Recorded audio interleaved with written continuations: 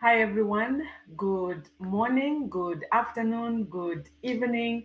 Guys, I greet every category because people come from different countries and it's a different time zone. So, thank you so much, guys, for coming to this channel. I really do appreciate. And remember, we are here to encourage girls pursue science and technology. We are here to showcase other role models that are pursuing science and technology. And we're also here to just expose the girls to the technology, the endeavor, including boys, of course. So, guys, I really do appreciate for you coming to this channel. Guys, today I've got an exciting visitor. You know, always I bring exciting visitors, but yes, we do showcase other scientists who are pursuing STEM to see how they are navigating STEM. And if they are about to start STEM, we also bring them here. Why? Because we want to understand what everybody is going through. So, thank you so much, guys, for coming. So, I'm going to bring our guests today. And yes, let's dive into it. Hi, Ngo Sabuadia. Thank you so much for coming to my channel. I really do appreciate. Nice seeing you, and we're just so privileged to have you. Thank you so much. Thank you so much, Kirsten. I'm excited to be here, and I was thinking just when you sent me an invitation to say Yes, Girls for STEM is inviting you to come and share on your experience. I was thinking, Girls for STEM, what am I going to do there as a man? But then yes. I think we also have a huge role to play as brothers, as uncles, as friends, to encourage, especially in our culture as Zambians or Africans, to encourage our the females in our family to pursue STEM. So thank you so much for having me. Wow. Yes. Yes. We thank you. We need you guys, and we can't do anything without you guys. Um, we are together. The only part is there are few women in STEM, and that's why we are here, just to Exactly. encourage a lot of girls to pursue science and technology. Thank you so much for that introduction. So, Ngosa, it's so funny. I'm also a Wadiaka. Maybe we are Yeah, related. I've noticed we just might be related. Yes, I'm gonna say Wadia. My dad is a Wadia. So yeah, we will talk Mhm. after this. Maybe we are relatives. Definitely. That's Yeah. so funny. Yeah. So let's dive into it. Ngosa, we want to know, who are you? Where are you? What are you doing? Can you share with my viewers? What are you doing? Where are you? Okay, thank you so much. My name is Ngosabwalia. Yes. I am Zambian. I come from Mansa, and I studied professionally as an electrical engineer. So I hold a bachelor's degree in electrical engineering from the University of Aintimushan. That was in Algeria. And so currently I am pursuing a master's this time, not in electrical engineering, but in energy engineering. So a lot of the work that I do revolves around energy. How do we design energy systems? How do we optimize them, make them perform better?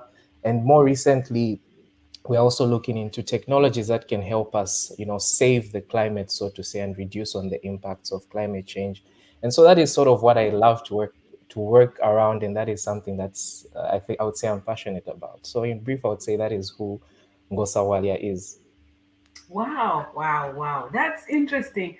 I There are two things that have already resonated with me that has sparked an interest. You mentioned that you were electrical engineering and then you go into energy. I know there is a relationship there because electrical engineering, that's how we understand as well energy.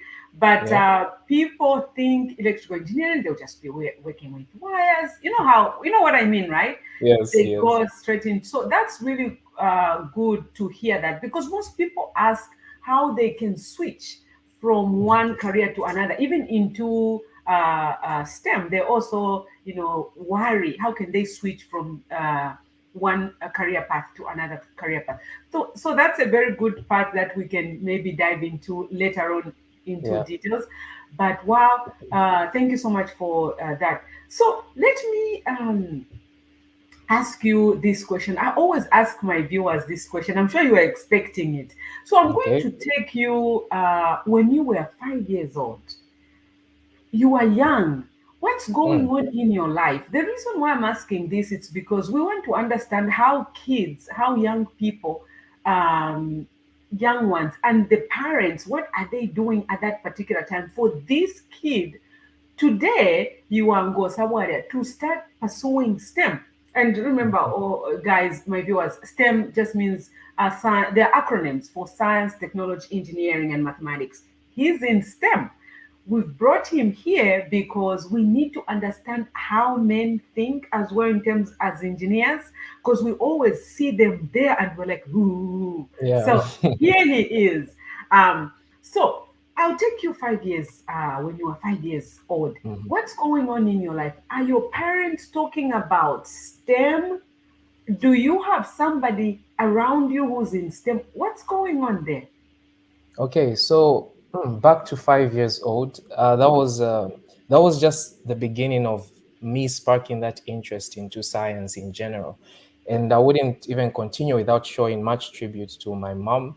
My mother trained as a teacher, so she was always big on education.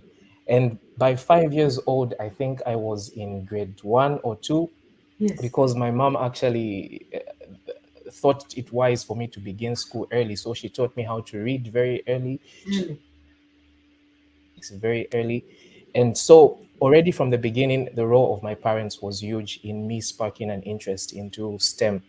And so around 5 years old, I continued to love mathematics, to love, topics like sets, I remember, and science. That time I think it was called integrated science. So around that age in my time, that was a period when I discovered that this is something that actually interests me. This is something that allows me to think outside the box. It's something that allows me to understand the world around me. And so from that tender age growing up, I just grew with that, and I naturally gravitated towards subjects that had to do with STEM, with science and with mathematics. And so I think basically at that age, that was what was going on. Huge tribute to my parents, my mom in particular, who was really big on education. Wow, wow. Kudos to mom. Kudos to mom. You mentioned very key areas that I'm interested in. And I'll tell you this, I hear this all the time. Guys, I hear all this from these smart engineers, okay? I hear they talk about somebody around them who spark their interest and also the curiosity that they develop as a result of that and I hear Ngosa saying his mom paid a very big role in encouraging him to pursue science and technology and she trained him to start reading early, okay? Yeah. And reading early has got an effect on mathematics and English parents. I hope you're hearing that, including kids. Mhm. That's really interesting. And Ngosa, can you talk about something I also picked up when you said sets? I'll tell you on my side, what I used to like about math, okay, now I'm an engineer, right? I Yeah. look back and see when I was young, what was going on, especially something to do with numbers and math. I loved number one, the smell of the book. I still remember I really Oh, wanted a new book all the time. I wanted like a okay. new book. Yeah, the smell of the book and also the pencils and numbers. Because remember, during my time, maybe I don't know if kids do this as well. They Mhm. they have those books with big lines where they can fit the five. I think they still do that, right? Where they can fit Yeah, the yeah, I five. think so. If it's a two, I loved that, and I would sit at home. I would be practicing to make sure the five fits in there, and the two. Yeah, That was exciting, and we didn't have all these toys that spark interest. For example, in developed countries or yeah, somewhere else, but that just mesmerized me. You can imagine. So talk yeah. about, you said sets because it's interesting. Talk about what did you mean when you said you really like something like sets? Well, I mentioned sets because as far as my memory can serve me right, that was one of the first topics that we would look at I think in those grade 1, grade 2, Mhm. how to identify the differences in objects and how to identify the similarity in objects. And Mhm. that is a skill that generally we get to use even as engineers. We get to Yes. identify, for example, what system is compatible with what system Yes. is not compatible with what system. And so I remember you've also mentioned about those numbers and playing around with some of these tools. I had some teaching aids that I really loved to use. For example, we had those sticks. I remember my mom would break down small sticks and she would help me learn arithmetic with those. Sometimes we'd use bottle tops. So you make a six and then she'll make these are five and then she'll put five sticks and subtraction, addition, multiplication. And so all of those things shaped the interest that I have today. And perhaps if there's any parents out there who are watching, I Mhm. think training children at that young age, you're really giving them a strong push, so to say, in the right direction. And so if you see that your child has got a particular interest for mathematics, for science, for anything related to STEM, give them the push from a very young age, because once they grow up with that, they're never going to depart away from it. And so, yeah, it was totally a great experience, I would say. Wow. Wow. Um, Wow, that's really great. When you say parents to, for example, the way your mom was helping you so much, and I always talk about on this channel. There's a video, Mhm. guys, where I talk about how to interact with your kids in the house, how to interact with your kids outside the house. And when he talks about his mom helping him, understand mathematics by putting, sets of items, like this is Yeah, set of five, this is set of, that's really, really encouraging, because number one, your mom and your dad are number one people to give you that confidence yeah, that what you're doing, they validate it. So parents, you see how that really works out. It really, really gives kids that oomph, the stamina to say, exactly. to validate what you're doing. You can hear what he's saying. Wow, that's really interesting. Exactly. Wow. So, you can tell there are things around us that helps us navigate during our young age to try and pursue STEM. So, my intuition still with any other engineers still stands.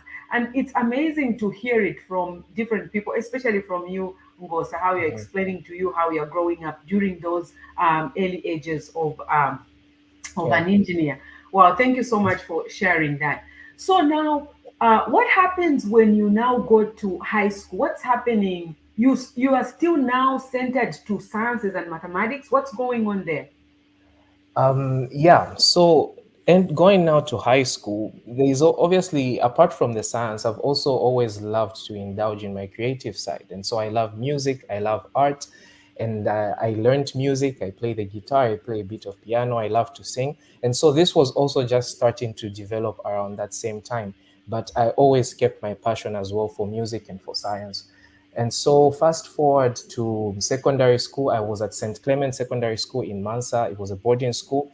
And when I reached that place, all sorts of possibilities opened up for me. There were now opportunities for me to participate in competitions that involve STEM. For example, I joined the JETS Club, Junior Engineers and Technicians and Scientists. So the JETS Club allowed me again to further that interest. I remember participating one time in the mathematics Olympiads, and I came out second in the province. And so that's something that I'm still proud of up to now. Wow, Yeah, you and, were and amazing. yeah, and so I began to do most of those activities. But another skill set that I began to develop during that time was people skills as well, because even as an engineer, it's not always about numbers, it's not always about finding solutions, but you need to work with different people as well. You need to know how to present your ideas, because Correct. it's not only technical, there's also the economic aspect, the commercial Mm. aspect. Fine, you have a good working system, but how do you make sure people sell it or people invest in it? And so during that period in my life at secondary school, I was in the debate club. I learned how to speak. I started to gain some confidence in myself, how to work with different people. And, little did I know that all these skills that I was learning at the time uh, made me the kind of an engineer that I am today and that I want to be. So that was sort of what my secondary school life looked like. Wow, amazing, amazing. you already talking about networking. That's really Mhm. great. And I'll share with you a little bit, Ngosa, about networking. Yeah. I also did one of the videos, I think, on my channel as well. That when you couple being an engineer and also you couple how you can articulate well, Mhm.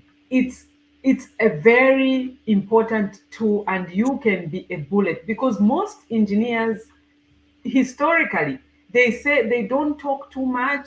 Yeah. They are not so they are not so articulate, they are not friendly. You know, people say a lot of things about engineers, and it's true. So I don't know if it's the technical part of it that makes them very reserved, quiet. They sit by themselves. You know, there are Mhm. also sorts of things that they talk about engineers. And when you say as engineers, as scientists, we need to be able to communicate, network, meet other people, because Exactly. you know that will really help us even at work, because even at work there are so many things you have to present, you have to Mhm. share that knowledge, you have to articulate. So most universities and schools are really hammering on that to say, you know, engineers need to really have good writing skills, they need to Yeah. be able to communicate. That's really great. Wow, thank you Yeah. so much And for also, if I sharing. would Uh-huh. just add, Yes, when you talk about as engineers, you never work alone.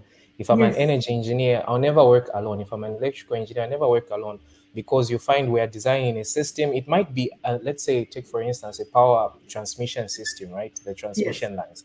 Yes, most of it is electrical, but you've got mechanical engineers who are there. You Mm-hmm. have quality control engineers who have to make sure you're doing the That's right me. thing.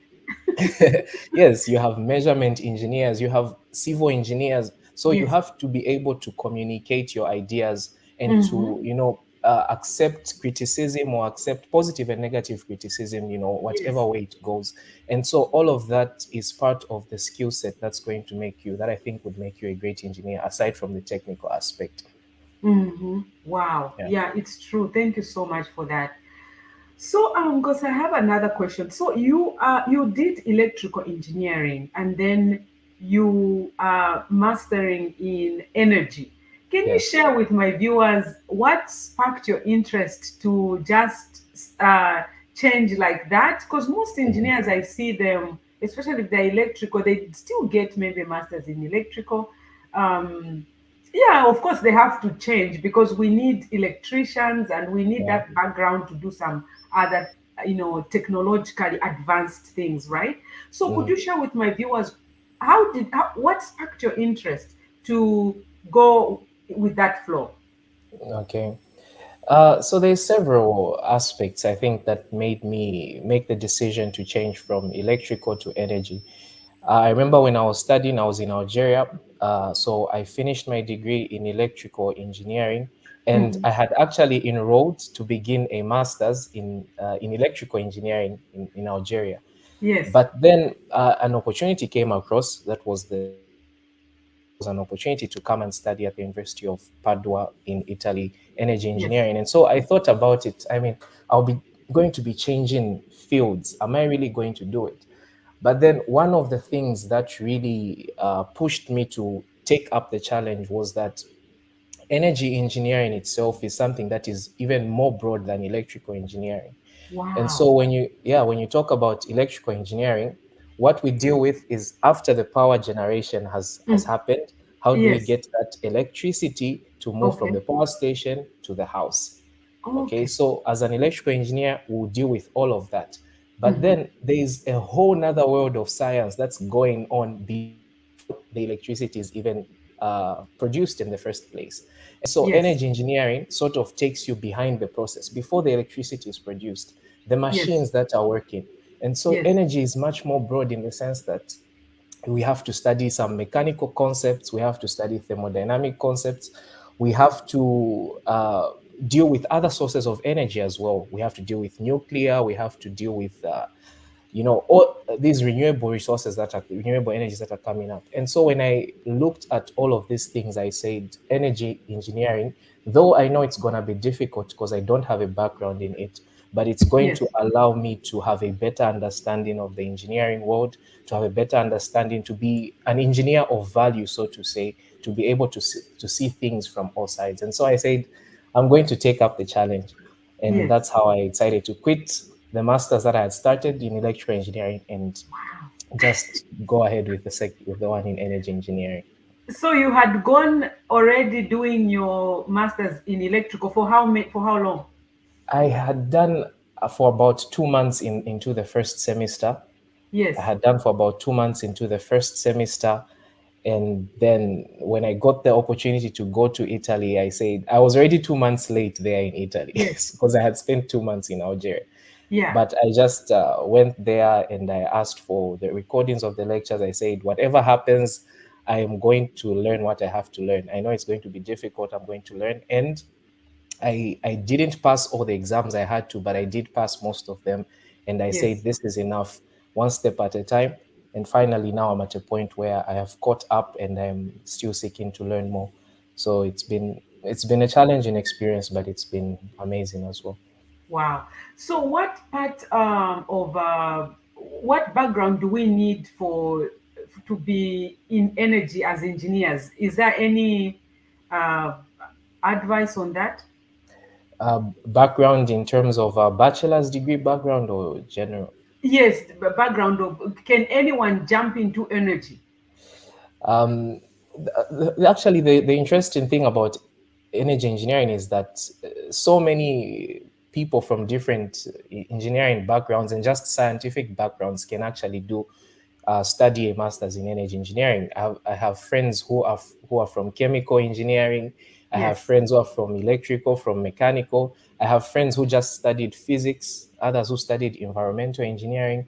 And so there are so many fields that it doesn't really matter as long as you had a scientific field, so to say, you are likely to get a chance to study energy engineering. And this is because energy is such an integral part of our life today. Energy is everywhere, you know, heating, gas. Most European countries use gas. In Africa we usually, or in Zambia, we usually use resistance stoves, Yes. electrical stoves. But most of the people here in Europe, they use gas for heating, for lighting, for heating and for cooking, I mean. And so energy is an integral part of everything that we do in our society today. And that's the reason why, regardless of the backgrounds, you can also enter into energy. There are even some economists that I know that take some courses from energy, because Wow. it's also there's an economical aspect to energy as well. So it's pretty much open to all, and it's very much broad and vast.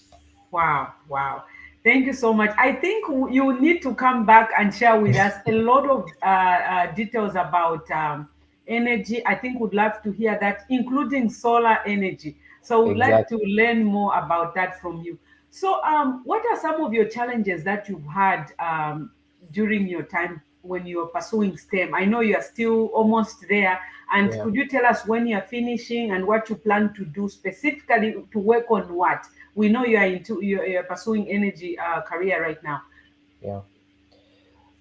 Some of the challenges I've had, well, obviously it hasn't been easy. STEM itself, I wouldn't say it's impossible, it's difficult, but it requires you to be committed and to Yes. actually love it in order for you to have the motivation to go for it. Because sometimes things become hard. Yes. Find X, you don't know where X is. What are you going to do? You need to invest your time and your strength in order to. So there was that aspect. But then I would say for me personally, the challenge that I faced, especially having the opportunity to study abroad, was sometimes being the only person from Zambia or the only person from Africa in the class. Wow. And sometimes I know it isn't really, it shouldn't be a big problem, but then I feel there's just a certain way that you feel when you know that there's other people that are like you, that share the same culture, the same background as you, and that you are studying together. And so it was a Exactly. bit, Yes. yeah, it was a bit difficult in my class. I remember I was the only there was one Zambian and one Ghanaian, and the rest were Algerians. In the Wow. class where I am here, there's maybe 2 to 3 Africans, and the rest over 100 are not Africans. And so sometimes it's a bit difficult, mentally, and just feeling that sense of community as well, being in a foreign country. Yes. But otherwise, I would say I've trained my mind to accept challenges as they come, not to think of them as a negative thing. Whenever I face challenges, for me, it's an opportunity to grow, it's an opportunity to become better, because I know Yes. that immediately I overcome this challenge, I become a better person than I was before I overcame the challenge. And so I tend to just think positively about challenges, I would say. Wow, wow. Thank you so. Engineers do face challenges, guys, but you can see how Ngosa still pushes through to make sure he can achieve his goals. Wow, thank you so much. So, Ngosa, one of the other question I would say, what would you say to a girl growing up in remote areas? Of course, I would say you and me are privileged to be where we are. But what would you say to someone, a boy, a girl growing up from a remote area, a remote place? How can they pursue science and technology? Yeah. So I've just realized that I didn't answer the second part of the previous question on what Okay, I'd like to you work can in. still go ahead and So, answer it. yeah. So just quickly, I would say I'm likely to finish in next year, June. Okay, so that is when I am likely to finish my master's in energy engineering, and Yes, I am very much interested in renewable energies, in a specific concept that is called the smart grid, that yes, basically gives us, as you know, ordinary people, the ability to control how much electricity we are getting from the grid, as yes, well as to provide, not only be consumers, but they call prosumers, meaning being able to provide as well. So installing systems, solar panel systems and other systems on each individual house, so that yes. once they produce more energy than they need, they are able to also sell it to the grid. And Mhm. so there is that interaction in smart grids, and that's something that I'm really interested in. I'd love to work in. And coming back to the second question, on girls, especially young girls who might be in those rural areas. Yes. And first of all, before I even answer that, I'll just like to commend what you're doing, Kirsten, because I think the very first thing that people need, the very first thing that these young girls need is somebody to look up to. Somebody to look up to. It's difficult to do something that you have got no role model at all. You've got nobody to look up to. And so this platform, providing this kind of motivation and encouragement and exposure, which is very important for to spark the interest in these young girls, is just something commendable. And I salute to what you're doing here. Yeah. Thank you I, so much. I really appreciate. yeah. And so to the girls out there who are watching, don't fall into the ideas that many people say, to say STEM is very difficult, it's impossible, you are a girl, you have to stay home. And these are stereotypical things that are in our culture, where they say, no, the man, you're the ones who can do this, the women have to stay home and do this. Mm, The thing is, if STEM is your passion, if STEM is something that you love, don't let anything discourage you. It mm, is very, very much possible for you to study and become an engineer and become a scientist and become a doctor in whatsoever, in whatsoever field. And so it's my message really strongly would be to the men who might be watching this, to yes. say, fathers and uncles and brothers, don't discourage the young girls who are within your sphere of influence. I have my young sister, and she was telling me actually about how, she had some difficulties in additional maths, and she was Hmm. telling me how one of the teachers, actually told her, this is too hard for you. Drop this subject. When the exam comes, Wow. don't write it. Just pick RE or pick another subject. And so when she explained this to me, I said, listen, you don't have to believe any of those Hmm. things. You can still do it. And Yes. so the men in our society, speak life, speak encouragement, speak hope into the dreams of the young girls. I know there are many young girls, and the engineering community, the STEM community, is going to benefit from the intelligence, from the talent, from the skills that these young girls have to offer to the engineering community. Yeah. Wow. Thank you so much for that. That really, really, really is important. And let's answer Ngosa. Let's answer Pagno Degbe. I hope I'm pronouncing your name clearly. So he's saying how to how to integrate an engineering school in America for someone who already has his bachelor. Okay, so that one is for me. Let me take it. So, de Pagno, the way you can do it is, yes, you can come here. Schools in America will evaluate you of what you've done, and you'll be able to still join, either if it's a master's or if it's a PhD. They will evaluate you, and all schools in the United States are able to do that. So don't be worried. You can just apply for it, and sometimes they also offer scholarships. So I will bring in one gentleman very soon, because a lot of people have been asking me about how can they apply for schools, engineering schools here in the United States, and how they can get scholarships and things like that. Everything I got you guys, I'll bring it here. So I just wanted to mention that. Yeah. And greetings from India. Hi, Sasen Christian. Thank you so much for coming in. We really do appreciate. Yeah, wow. So that's really interesting. And one other question I have, Ngosa. So, how have you helped girls or women in your class? It's a very difficult question, but I would love to hear just your views. How have you helped women in your class to pursue science, or teaming up, or how do you see them? So let's put it that way.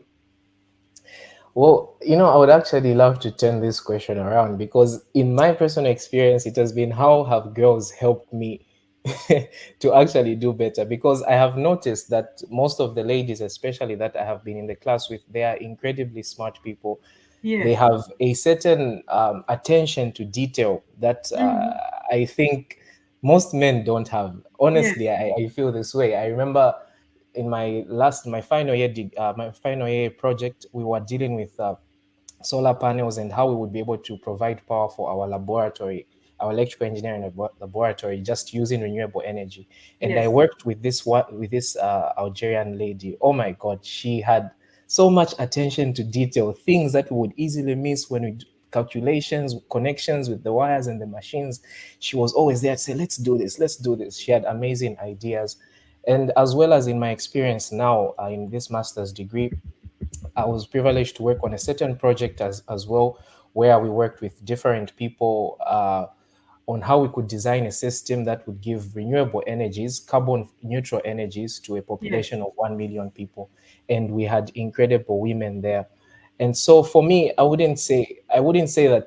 I would say that when women are already in the system, once they have already begun, they don't need that help, because they are equally capable, just the way men are. But then the biggest problem is just giving that initial push at the beginning to say, here, this is actually something that you can pursue. Yes. And I think in my experience, that's how it has been. I've worked with amazing and talented women who have actually helped me to understand concepts than I have done to help them. Wow, that's very thank you so much for that, to showcase that, us women, we are like just your peers, right? Mm, And we would like even more men to interact with them and engage them, and they do say that we are more like their peers, and they do understand that. mm. Yeah, so I just want to say, bring in Vane. Hi, Vane. Thank you so much. This is one of our engineers. She's been here. She's been interviewed. Her passion is in space missions as well. She's a Amazing. very good friend and colleague of ours. So she's saying, let's see, she's saying, you are right, Ngosa. Yes, he's right. Yeah, definitely. Yeah, she's bouncing from India. She's a friend of mine, so she does Awesome. come here on our channel to share about Girls for STEM. Yeah, it's true. We really do need guys. It's not like we don't need, even if it's Girls for STEM, we still need guys to help us to navigate, and also to just be recognizant of us, that we are their peers and we want to work with them. And the Exactly. other thing I really liked what you mentioned, that yes, girls, Pamulomo. Yeah, we are very detailed in a lot of things. So guys, you guys that don't understand, I said girls like a lot of Gossiping. gossiping. Did you see what he did? All those details. Every detail So they pay every attention. detail. You saw the color, the nail polish she wore. Oh no, on the right finger. You know, those kind of details. So instead of just saying, you girls are talkative, use us, in terms of those details, we can be very helpful, Yeah, and we do bring very colorful contribution, diversity to products. We do definitely. bring very interesting niche and age. We give products a very good age. So I think men should be really supportive and help us understand. Exactly. Wow, Exactly. thank you so much, Ngosa, and I really do appreciate for you coming here. I appreciate everything that you are doing, and would like to have you so you can come and share with us what you are doing. We would like to see, and participate in your space of energy. Yeah. So we can learn more from you. And on this channel we bring different types of engineers, so they share with us space systems, Yeah, energy, electrical, scientists, doctors. We just want to hear or to see all that kind of flavor. So I'll exactly. give you a few minutes to say whatever you want to say towards boys particularly, and also girls, and maybe to girls for STEM and to the world at large. If you can, I'll give you time to talk about that. Okay, yeah. So, I mean, just like we've talked about a lot of things that I think are really, really cardinal. And to the people that are watching out there, if there's people that are watching and that have been considering a career in STEM, first of all, the market is huge. We are heading towards each and every day. Science is advancing. There's always something new. There's always something new, and especially as engineers, we are always finding solutions to problems. And so I'll speak maybe specifically to those who are, might be thinking about energy or electrical or mechanical engineering, especially in Africa, to say, as Africans, we've got a big problem at our hands. The entire world is speaking about moving towards renewables because of climate change. But as Africa, Zambia, for instance, we only have about 29 or 30% average of people that have access to electricity. So before you even speak of the problem of renewable energy, people don't even have electricity in the first Mhm. place. And this is a big problem that requires expertise, that requires us as young people, as Africans, to take up the responsibility to develop our country. In this problem, it won't matter whether you are a boy, you are a girl, we are all going to participate as equals in finding solutions. And to the girls that might be watching, the young girls, to say, regardless of who it is in your life, ideally, it would be great to have a man or a father figure or a brother figure, uncle figure who's encouraging you to go ahead with STEM if that's what you want to do. But even if you don't have that kind of a person, go ahead, conquer your fears. You know, everything that we ever want, everything that we ever desire lies on the other end of fear. Immediately you conquer that fear, you step into the things that are going to set your soul on fire. And that is how I love to think about it. And so Yeah. don't listen to what people have to say. People will always talk. If it's something you love, go to school, study, and be the best version of a scientist that you can be. Anything is possible in this world. Don't limit yourself. Wow, great. And I forgot to ask one question. So, how did you find yourself in Italy? From Algeria, Zambia. So, tell us a little bit about that. Oh, it's been a crazy experience, I would say. So firstly, I went to Algeria on government scholarship, so the normal bursaries from the Ministry of Higher Education. In Yes, 2017, I applied, so I went to Algeria on government scholarship. I spent 1 year learning French because I had to study in French. That was another challenge that I didn't perhaps even say when you asked me. But yes, so when just towards the end of my stay there in Algeria, when I had finished, I began applying for scholarships online. I was literally just trying. I searched online where can I find scholarships to learn, especially in Europe, because I wanted to make sure that I gain the best kind of knowledge that I can have in order to be of value and of service to my country. And so, fortunately, I came across the University of Padova, the University of Padua that was offering scholarships, you know. And the University of Padova is one of the biggest universities in Italy, one of the biggest in the world. If you've heard Wow. of people like Galileo Galilei, you are a space person. So these are, these Yes. are Yes. yeah, he was actually a lecturer at the University of Padova where I'm studying at. And so I came here. I learned I mean, I was given a scholarship by by the university itself just through applications online, and fortunately I got it. And this is how I found myself in Italy now, trying to adapt as well now to the new language, to the new culture. It's been a whole roller coaster, and I can't wait as well to visit home since I haven't been there in a pretty long time. There's a question here. How did you learn French? Tell us. Tell us. Bonjour, bonjour, comment ça va? Je m'appelle. I learned French. How do you, okay, I don't know, you people are smart. How do you learn a language like that and use it to get educated? I can't believe it. So how did you learn French? You know, there's one thing that I've noticed is that the brain, there's a certain concept in biology that talks about neuroplasticity, meaning your brain is like a plastic or like rubber. It's able to expand as long as you force it to expand, you Yes. know, and that expansion means you're able to learn anything. So when we went to Algeria, all of us had to learn French. It was incredibly difficult. French is nothing like English, I you can know. imagine.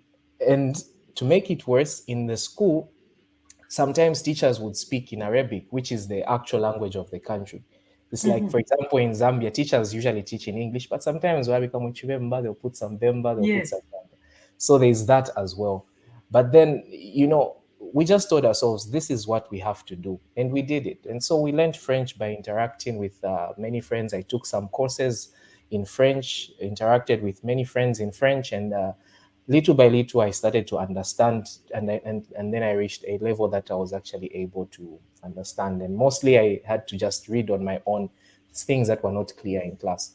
So it always seems impossible when you're starting, but once you start to take those small steps, you learn small steps, you find yourself at the end and you say, well, I actually did this. Wow. Wow. That's interesting. Wow, Ngosa, thank you so much for sharing that with us. We really do appreciate. Oh my God, that was really, really awesome.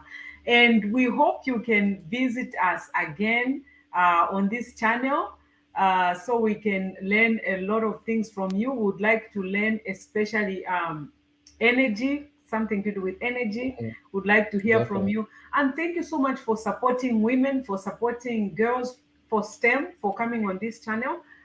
We really do appreciate and would like to learn more from you. Hopefully, you can come again on this channel. Thank you so much for the opportunity. It's been an amazing conversation. You know, the sun has actually set here where I am in my city. Yes, yes, yes. And I know It's- you are like, okay, I want to do it before the sun sets. But guess what? That is not even important. My conversation with you was really amazing. I really, really thank you. And I know boys out there, girls out there, they've learned a lot of things from you. And we hope you can visit us again so we can continue this conversation. So thank you so Definitely, much. definitely Um, looking forward to that. Thank you so much. Sure, thank you. Guys, that was Ngosa Bwaria. He's from Zambia, but he's in Italy. That's why he's studying, and we're so happy to to have him. So, guys, we were expecting a visitor, another visitor to come, but she's having a hard time joining in. So we'll wait a little bit for her to see if she's going to come in. We'll wait a little bit. So I'm going to share a little bit about new technology that's coming up. I'm sure you guys may have heard of it, guys. It's called it's called vehicle to vehicle communication. Have you heard about it? Let me know if you've heard about it, guys. Leave a comment down below, and comment if you've heard about. So this technology, it's called a vehicle to vehicle communication. So when vehicles are driving on the road, They are trying to establish that these vehicles can communicate to one another. And when they communicate to one another, guess what is going to happen, guys? So this will help these vehicles to understand positions at which they are on the road. If it's at an angle of maybe 20 degrees from where you are, distance, and a lot of characteristics they're trying to put in that will help us avoid accidents. So there is an agency called NHTSA. I think it's something to do with the road. Let's see if I can tell. Uh, oh, she's here. My visitor is here, guys. I'm excited. I was trying to fill in some information. Okay, so that's what you hear me saying, like because I was trying to see if she. So I'll wait for her for a few minutes. She's getting ready. I'm excited. Yeah. So guys, voice to voice communication, they are trying to establish whereby vehicles can communicate to each other so they cannot do accidents. Guys, especially in Zambia, have you seen how many accidents, even in Africa, how many accidents we have with vehicles? Now, with this technology, guys, so I'm going to talk about it more when I come next time. With this technology, vehicles will be able to communicate with each other, and we're not going to have these many accidents that we have, because a vehicle can tell, oh, it's about to crash into another vehicle, and it will be able to react.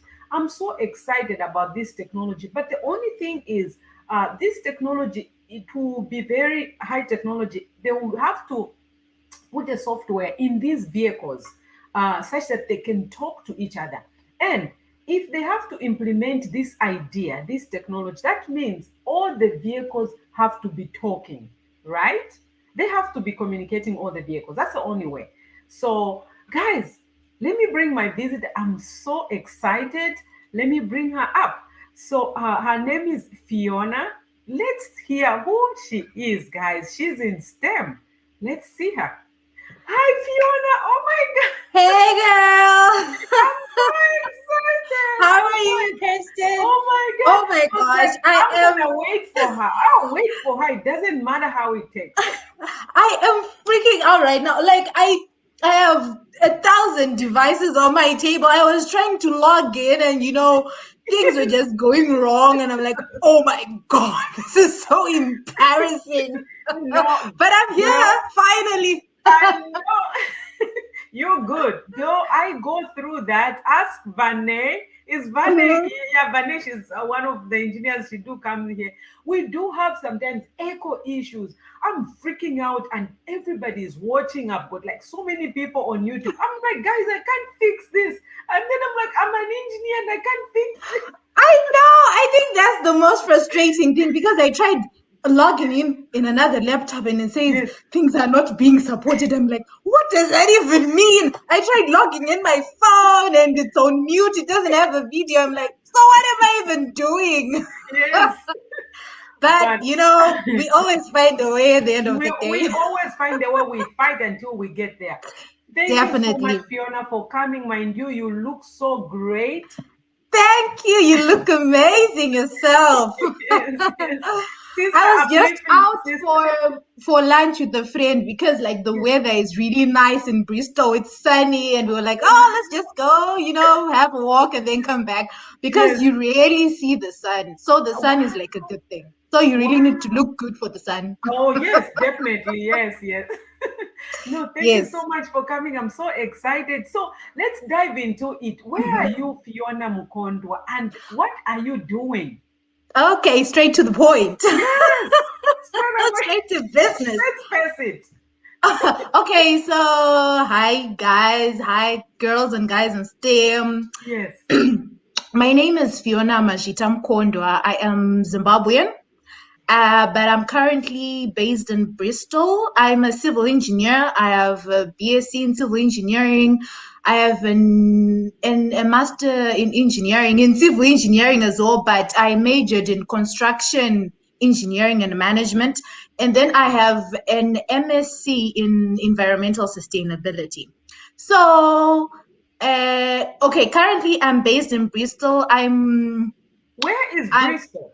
Bristol is in the UK. It's in Okay. the southwest of UK, Wow. of, Yes, yes. of the United Kingdom. Yeah, yeah, it's close to London. Yes. Yeah, I'm looking for the cities everyone knows. So yeah, yeah, so Wow. I'm currently working on the Hinkley Point C project, which is one of the largest construction projects in Europe at the moment. It's a Yes. construction of a nuclear power plant, which is Yes. really exciting. So Yes. I am part of the design team. So yeah. Oh my God, she's in STEM, guys. I'm so excited. And just listen to what she's talking about, guys, girls out there. So, this is really interesting. So, Fiona, thank you so much for that introduction. Excellent. And I love your braids. We have Oh, braids. thank you, girl. I These actually are did this engineers with myself. braids, guys. Hello. Yes, embrace your natural hair. Yeah. Yes. I love it. So, Fiona, I'll take you when you were 5. Mm-hmm. I take my visitors when they were 5 to share with me what's going on there. Are you in Zimbabwe? Where are you? And what's going on? Are your parents talking about STEM, energy, sustainability? So I want to know, how did you become who you are right now? What happened when you were that young? What's going on? Are you hearing people around you talking about STEM, or your parents or friends or neighbors? What's going on? Okay, so yeah, that's an interesting question. Taking you back to 5-year-old me. Funny Yes. story, I actually wanted to be a movie director when I was like a little girl because I used to like how, the movie directors just sit in their chairs and then yell, cut, when things are not going on well, like, Yes. no, cut and start again. Yes. So, funny thing is, that's what I'm kind of doing now, but I'm not directing movies. When you're on site and people are placing or pouring concrete, you'll be like, no, stop, So that's not not like all that. Yes. great, or whatever. But when I grew up, I never really heard about STEM, to be honest. Like, no, but I Mm-hmm. have an uncle who's like a land surveyor. Okay. So my uncle would drive like, the big construction cars, the 4x4s, Yes. and you'd go places. Yes. You wouldn't be like in one place for like a long time. So I really used to find that interesting. Like, Yes. I want a job where I can Like travel, that. Yes. yeah. So I started appreciating what he does for a living, better because they're the ones who prepare the land before anything is built, be it a road or a bridge or residential stands. So I Mm-hmm. was like, that's kind of interesting, building stuff into life, and when I was applying so that I had that at the back of my mind. Like, I want to Yes. do something like that. But unfortunately, I didn't have, sufficient career guidance then. So when I was applying for places at uni, it was actually, I chose civil engineering by default because I was like, is the closest thing I have to I this. know. I can't Yes. go electrical because it's electricity. I can't go mechanical because it's, mechanics and bolts and stuff. I can't go mining. So I was like, okay, let's try civil and see how it works out. How And it it has goes. worked out great. No offense to the other engineers, but yeah, it has worked out great. Wow, wow. That's so interesting. So what particularly do you do? What kind of projects do you work on mostly? Because you've combined it with you said nuclear? Sustainability. Yes. Yes. How does So that work? Civil engineering. Wow, that's really smart. I'm trying to understand. Well, I was actually listening to the previous speaker, Gosa, is it? That was, Yes. Yes. yes. So I actually wanted, to reinforce stuff that he was saying. Like, Yes. I'm a civil engineer, right? And civil engineering is broad. It's so broad. Wow. You can be like in water, like wastewater, or even potable water, the water that we supply people to drink. You can be in transport, you can build bridges, railroads, or you can be like in the residential commercial sector where you build your Yes. skyscrapers and your fancy upside down buildings and stuff like that. Yes. But somehow I found myself working in the power sector. Ah. So when I was still in Zimbabwe, Mhm. my early career, I actually started as a graduate maintenance engineer at Zimbabwe's largest coal-fired power station. So Yes. it mainly focused on making sure that the infrastructure is in good condition to supply electricity, Yes. because that power plant was really critical to the nation as a whole, so nothing could go wrong. So as civil engineers, we were responsible to ensure that the infrastructure, the turbine house, the boiler house, are in perfect condition, to make Yes. sure that electricity goes to where it's supposed to go. So just reinforcing on what Mkoso was saying, that in as much as it was like a power station, there were also, electrical engineers, mechanical engineers, power systems engineers. But as civil engineers, we also played a critical role to ensure, the distribution and supply of electricity. And Yes. then after that, I then joined within the same company. That's where they started building like another coal-fired power station. So I was involved in the design and the construction of that coal-fired power station.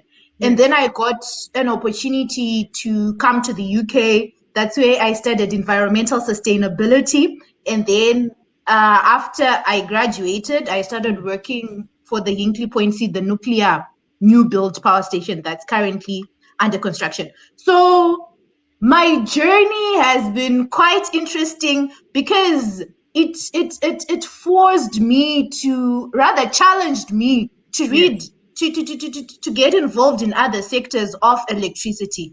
Yes. Because you're a civil engineer at an electricity generating facility, you need Mhm. to understand the basics of how electricity is produced and what needs to be right and what does not need to be right. You get it? Yes. So I got to familiarize myself with some electrical elements that some of my peers don't even know because they are not in the power sector, which Correct. is, an advantage for me because it made me easier to adapt to this new project I'm doing, the nuclear power plant. Yes. It's all about sustainability these days, and it's no secret that nuclear power is sustainable power source, considering that not all areas can be turned into, hydropower stations or wind power stations, Yes. yeah, or Wow. solar. So yeah.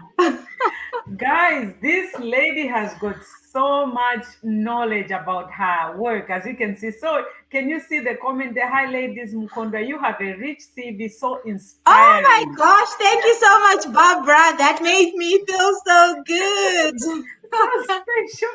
Yes. Wow. That's so interesting. Guys, she's in STEM. She's here. You see how she's talking, her language is technical. And we always think like only men can talk like the way she's talking, but here she is talking, addressing, talking to us in technical way, but in simpler term, and she's breaking them. She's very good at articulating. She's also breaking it very good for us to understand. Thank you, Fiona, for that. We really do appreciate.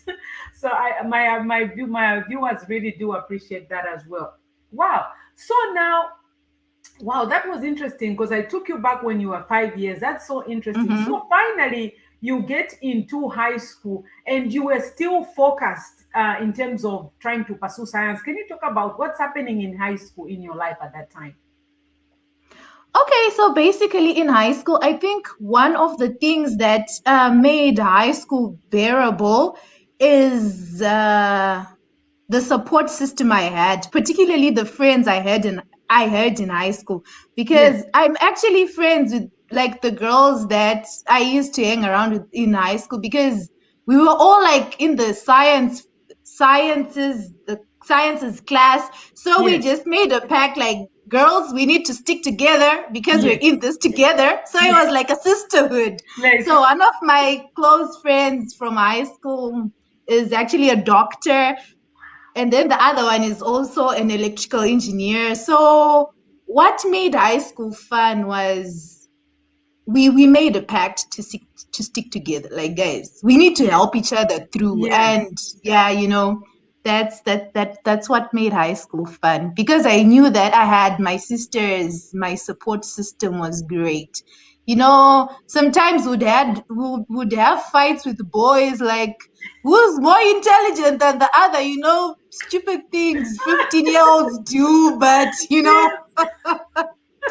yeah. Yeah, wow, that's so interesting. I really, really love that. That was fun. And you know what? It's true. Even when I was here in United States, because I went here to school here in United States, and Hmm. I'm naturally was born, raised in Zambia, neighbor Hmm. with you. So Yes, our Zambian cousins. yes. So when I was here, it was so hard to see someone like in my skin, and Mhm. very few women in science and technology. It was so fierce. And if you see someone like like my skin, you wanna partner with them and be friend with them. So I saw Definitely. these girls that I was seated in front because I always like to sit in front. I was sitting in front, and then I saw her at the back. I'm like, I saw something like this at the back. I looked. She was You seated saw there. you saw melanin at the Yeah, back. I saw Melanie, and I was like, that's I. So I looked back, and it's a girl. I said, I have to speak to her. Guess what? She's a very good friend of mine. She also Ooh. comes on this channel. She supports Girls for STEM. It's interesting. So it's true, we really really need to understand that to team up, especially with women. And I Hmm. always talk about this on this platform, that we need to pull the rope of someone who's coming up, and also those that are looking for the rope, they also need to be articulate and speak out. I'm looking for the blue rope. What do I mean, the blue rope? These are opportunities, information, a lot of things that you need to know. You need to speak up because you don't know who has it. And this platform, this is platform where we can network, guys. We have so many engineers that have come on this platform that we can talk to. You never know where it can take us, that we can share about these ideas and just how we feel and our experiences. Thank you so much, Mukondo, for taking us in that direction area where we are so passionate about. Thank you so much. So, what are some of your challenges that you faced as a girl in your career in STEM? Could you share with my viewers, a little bit more what you have faced as a STEM girl? Well, to be honest with you, there's because there are like few women in STEM. Most of us, when we started this career, we were not prepared. Like, we didn't Yes. know what we were getting ourselves into. Tell me about it. No one told us like Yeah. what it would be like. So some of the things you're just figuring it out on your own, and you're not even sure, is this supposed to be happening, or is it just happening to me? That kind of thing. So I Yes. think one mistake I made, that I would advise other girls or even guys not Yes. to make early in your career, is trying is being nice. What Yes. do I mean by being nice? Hmm. There's this book I'm reading by Dr. Louis P. Franklin that's called "Nice Girls Still Don't Get the Corner Office." This is Girl, like the I got revision. that. I'm getting that. Yes. You should get it. It's about like the unconscious mistakes women make that sabotage their careers. Wow. Tell us. Tell us. So being nice means, sometimes we try to equate being humble to being shy, and staying in your corner hoping that no one sees you, and you're so unsure of yourself. So Yes. to be honest, if you are like that, no one is going to look at you and no one will No. take you seriously. So I Yes. think those are some of the mistakes and the challenges I made. Like, I was kind of shy because in engineering there'll be like a gazillion males. For example, like in Tell my me class, about it. the civil engineering class, we were only four girls in a class of 36. So So, and the situation was actually worse when I started working. Yes. Like, we were only a few girls, and I think in the power station I was working, there weren't even female engineers. The only technical engineers, female engineers that were there were us, the graduate trainees. So Wow. we didn't even have big sisters that we could Mhm. go to or look up at. So No. that was just like a headache because no one was there who could show us the ropes. No one was there to tell me that be confident, believe in yourself. You are told Yes. to believe in yourself like 100 times, but when you are in When some you face it. situations, you just yes, Yes. you just need someone to tell you that, at some time. Yes. So I think uh I was a bit on the apologetic side, and bit on the shy side, saying, Yes. "Oh, I'm sorry, I didn't know this," and trying not to speak too loud, Yes. being the silent Yes. church mouse. But as I grew older and as I got to realize that if you're shy and try to stick in a corner, no one is Yes. going to notice you and you won't No. be invited on the big table. It's true. So for It's you true. to get a seat at the top, you need to be Mm-hmm. confident. Yes. Confidence does not necessarily mean you know everything, but Mm-hmm. you're confident in those things that you get it. And when Yes. someone asks you what about this, do you know this, if you're confident, you tell them, no, I'm not really familiar with that, but I'm willing to read more into it, you see. Yes. So I think one takeaway I've had over the years is just be confident and be unapologetically you. If you're the silent type, no one is going to hear you. And if you want a seat at the top, you Mm-hmm. need to be confident and be true to who you are. Wow, wow. Fiona, oh my God. You evoked very important points and thank you for that, guys. So Fiona is telling us about confidence, guys. And what she was talking about, I actually it resonated with me because when you Mm-hmm. are just in your corner, you can't articulate well. You have to show that posture that you are confident in your work Exactly. because that's how you get pushed. You have to show that you know what you're talking about. Wow, that's really, really interesting. And thank you so much for that. Wow.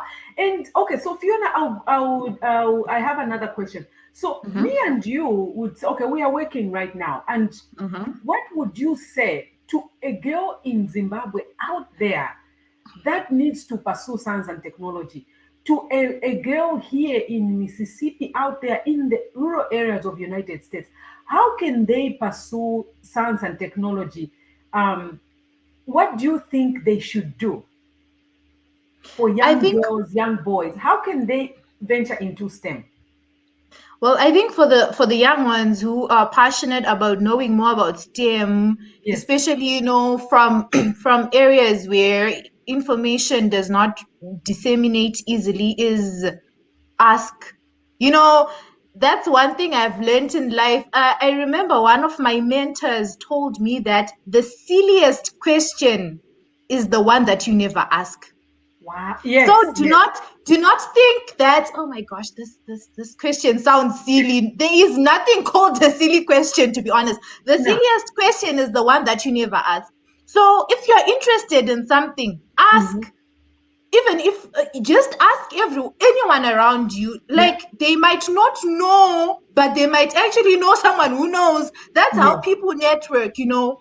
I asked someone about, I don't know, maybe baking a cake. I want to bake a cake. I can ask my colleague, I'm thinking I'm trying of baking cakes. Do you know anyone who bakes?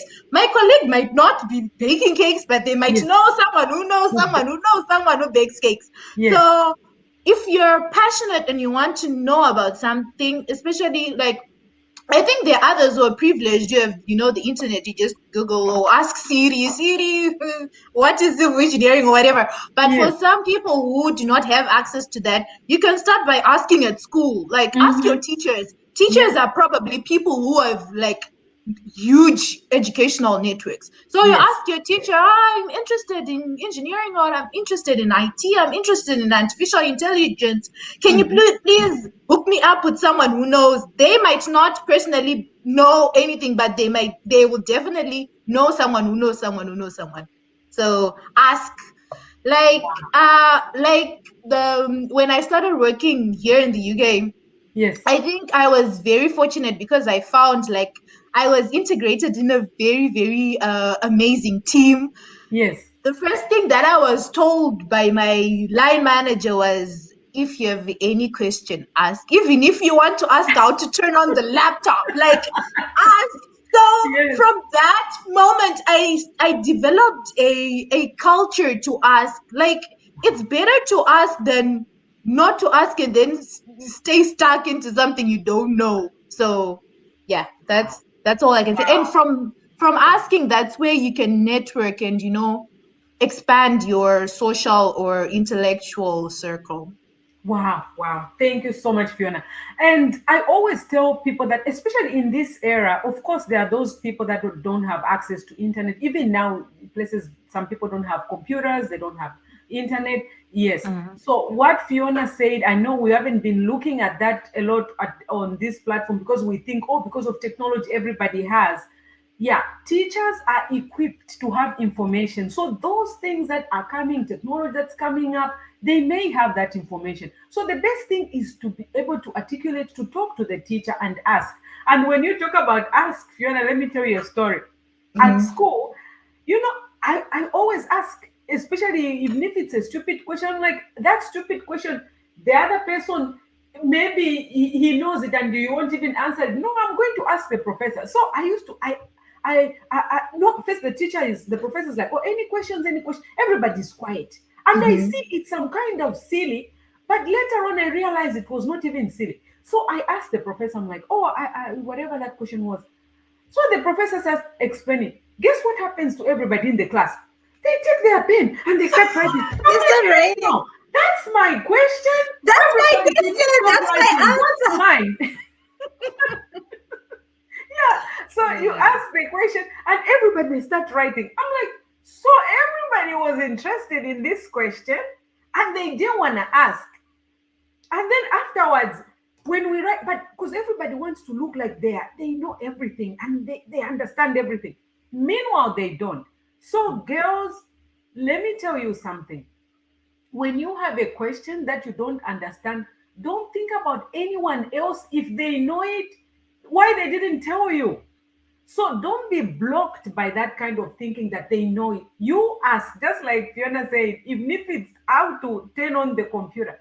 Even today, sometimes what is this? Microsoft email, things like that. It also has its own little things that you don't know. I still ask my fellow engineers, I'm like, I don't know how you're making this enlarge here big. Can you come and show me? I don't care what it is. I will ask. And I've found that through asking, I've learned so much, and you don't have to be shy. And thank you so much, Fiona, for that question. I really, really do appreciate. So, Fiona, I'll give you time. Could you say something to either girls for STEM or boys out there or girls? I'll give you a few minutes to talk about or anything that you want to talk about on this channel. The floor is yours. Okay, so I think one thing, well, this applies to everyone, Yeah, the girls and the boys who are interested in science, technology, engineering, and math. Like, challenge yourself to get out of your comfort zone because that's where you grow as a person, you grow as an individual, you grow as a professional. I was reading this article on LinkedIn the other day. That was this is for the girls in particular. It was yeah, saying that during job applications, because women somehow we strive for perfection. yeah, I think that's one huge weakness we have as girls. We want so much to be perfect because we think we need to prove a point that yeah, I deserve to be here, so I want to give you a 10 out of 10. But yeah. you don't have to do that to yourself. Like, do the best that you can. The best that you can is actually perfection. You Yes, don't have to tick all the 10 boxes. Okay, so back to the to the article I was reading. I have so yes, many things to talk about, but one thing at a time. The article that I was reading was apparently during job applications, if there are like 10 attributes that the candidate needs to have, it was saying that men take more risks. Risks in the Really? sense that if a female finds that she doesn't have like three of the attributes out of the 10, she's like, Yes. oh, I don't think I qualify for this job. And then she just does not apply. But apparently, for guys, if they tick two boxes out of 10, they'll be like, I'm applying this and I'll see what happens when the Wow. response comes. So Mm. I actually thought it made sense because I was one of the people who were like, if I don't even tick one box, I'm like, oh my gosh, I don't qualify for this job. That's because I'm wired in my brain that I'm supposed to be perfect. Perfect. That all goes back to the comfort zone I was telling you about. Like, imagine you have a job application and it says you tick most of the boxes, not even all, and Yes. so one of the box requires you to know this particular software, let's Yes. say AutoCAD, for example, Yes. and you don't even know what AutoCAD is. Yes. Just apply regardless. In the interview, when they ask you about AutoCAD, you'll be like, Mm. to be honest, I've never really worked with Yes. AutoCAD, but I am willing to try this out because I think it would be a really good tool in A, B, C, and D. Yes. That's how you get the job. You don't get the job because you qualify all the 10 attributes. It's Mm-hmm. those three attributes and your attitude that make you get the job. So that's what I realized, that you don't have to be perfect because truthfully speaking, no one is perfect. No one will tick all the 10 boxes, but it's about how confident you are in yourself and how you present and articulate yourself, as you were mentioning. Wow. You know what? I do the same. When I look at the job qualification that they're asking for, Mhm. I'm like, I can only do 75%. The rest I can't. No, I can't apply. You know what, Fiona? Thank you for that.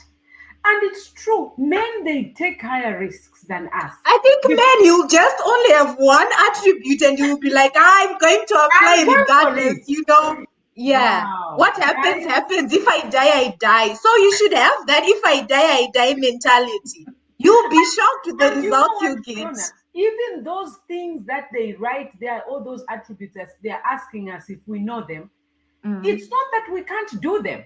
mm, It's mm, that we just haven't, we know they exist and we've seen them and it's something that we can do, but we haven't worked on. But we just want, we'll be like, no, I can't apply for this job because I'm not in that field.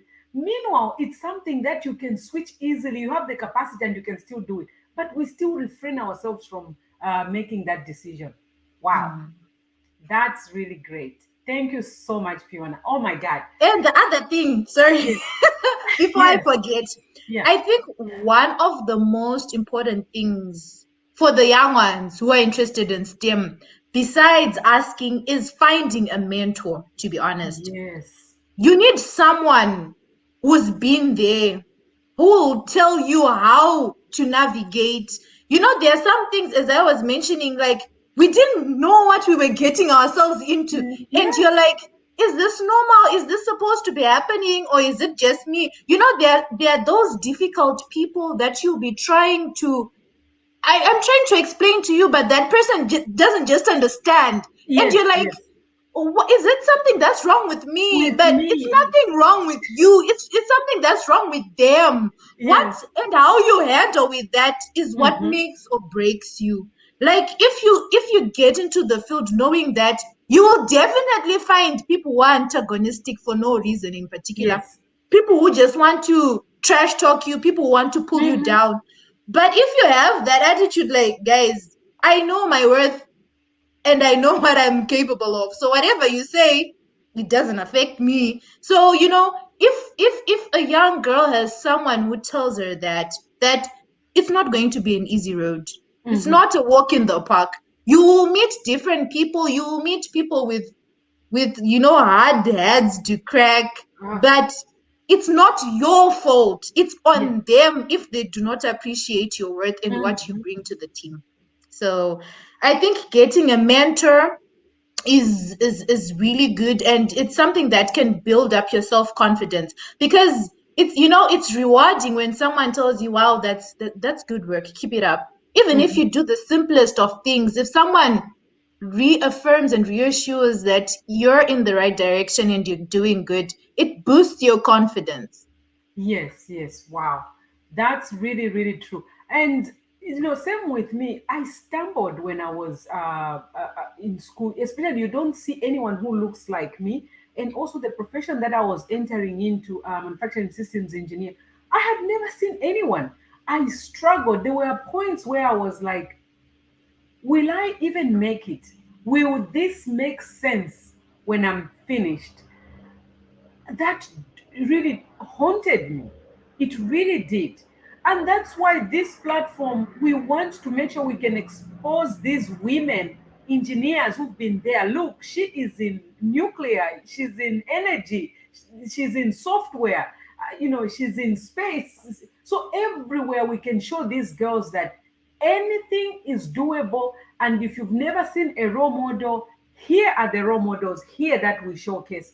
And thank you so much, Fiona, for that. And you are a real role model here. We really do appreciate, and would like to have you again to discuss more. There are very smart women that come here. You have so much energy. Would like to have you again with some other women so we can discuss. I'm trying to arrange one where we can come. A lot of women and just come and discuss some of these challenges and share with our viewers. I really do appreciate, guys. We've come to at the end of this show, and thank you so much, guys, for always coming. I really do appreciate. And guys, ciao ciao, see you next Saturday, guys, with interesting stuff. Thank you so much, guys. Bye. Thank you for